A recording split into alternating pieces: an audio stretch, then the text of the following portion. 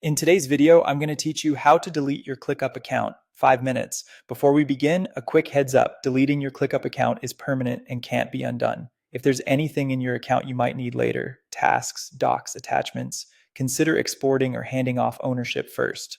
Also remember that deleting a personal account is different from leaving or deleting a specific workspace.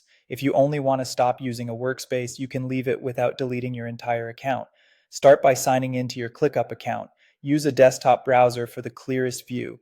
The options you need are easiest to find there.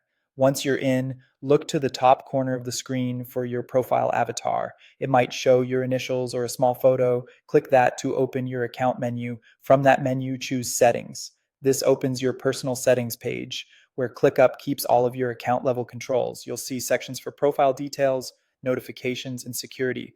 We're heading to the bottom of this page, so scroll all the way down.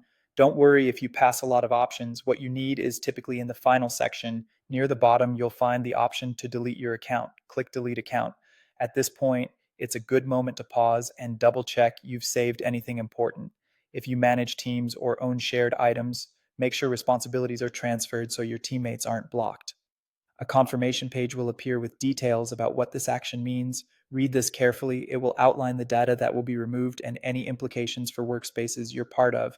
If you maintain a paid subscription through a workspace, make sure billing is handled appropriately before proceeding.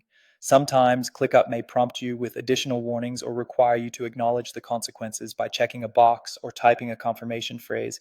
Follow what's on screen and take a moment to confirm you're ready. When you're certain, click Confirm. You may be asked to re-enter your password or complete a quick verification to ensure it's really you.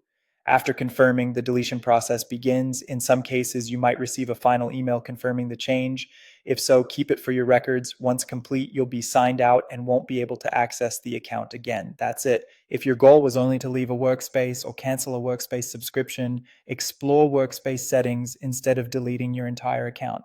Thanks for watching and take care when making permanent changes.